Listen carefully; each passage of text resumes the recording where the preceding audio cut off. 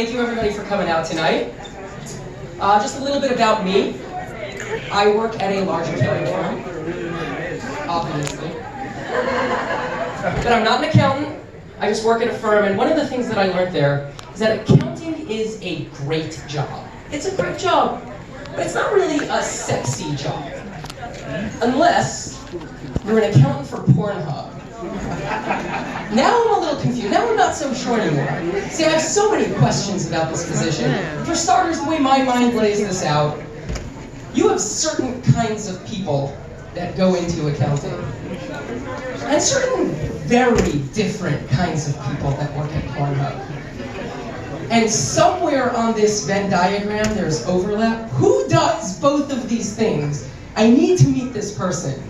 But I'm also very curious what the LinkedIn update is like for somebody that gets a job at Pornhub. You just sign on and you say, congratulate Kevin on the new position. It's like, oh, nice, Kevin is a senior accountant at Pornhub? That's crazy. Also, the term new position is very appropriate for Pornhub. Another confusing point here that I was wondering about this position, if you work at Disney, then you get free passes to Disney parks because that's a company perk. What are the company perks at Pornhub? Like, what do you? There have got to be some really, really cool ones. So yes, the point I'm making here is that I work at an accounting firm.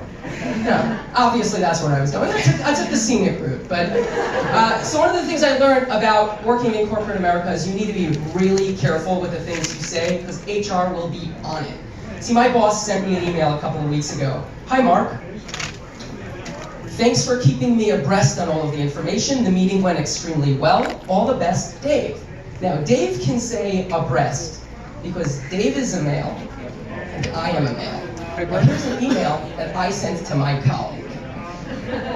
Hi, Jennifer. This is a bad start. Jennifer's a woman.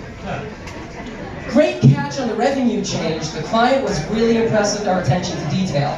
Perhaps in celebration, you would let me touch her breast. Meet me at the utility closet at 3. Wow, that didn't work. Who do you think got in trouble between those two emails? So yeah, that's what I've learned from corporate America, but I've also learned a bunch of things about myself just from my commute home. I learned just how bad of a person I am. So I'm on the train and I get one of those emergency text messages, and I'm like, oh great. There's going to be a tornado, right? This is going to be thunderstorm warning. I can't tell you how relieved I was to see that it was only an Amber Alert. What does that say about me as a human being? That I'm like, Jimmy went missing, last seen getting into a blue minivan in Staten Island? As long as I don't get a little bit wet for that 8-minute walk home. Now the problem here is that's not even slightly exaggerated. Like maybe the minivan wasn't blue, but otherwise totally straightforward. Yeah, I'm at the point where if I'm like sleeping on the train, like a tough long day, and there's an Amber Alert, I start getting pissed off at the kid. I'm like, what are you getting into his car for? Like, did your parents not teach you anything? Now, I know that this doesn't make me sound like a very good person up here on stage, but the embarrassing thing is, and while there is some use to this, the cops don't even believe that I can be a criminal. And that's kind of good, but it's also not so. Like, I like astronomy, and I know that's one of those hobbies that really gets the ladies. But I'm a big fan of astronomy, and there was a meteor shower a few months ago. I went out to the park so I can escape the light and see it better, and the cops come over and they say, sir, you're not allowed to be in the park at night. They think, maybe, I'm going to commit a crime. What are you doing in the park at night? So I say, well, the oriented meteor shower is here, and I'm trying, at this point, they realize that in the criminal-victim relationship, it's pretty clear which bucket I fall into. And they cut me off, and they say, you stay safe, and then they leave. How embarrassing. Am I that unthreatening? Like, I could have had a switchblade, and they would be like, yeah, like the Boy Scouts, he's cutting wood. That's a little bit, yeah. But not all of my social hobbies give me that benefit. You see, I also really like bird watching. Ladies? No takers?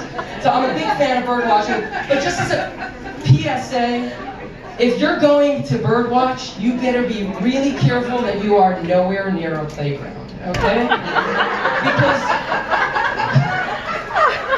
you do not want to be alone, hidden and surrounded by trees, holding binoculars.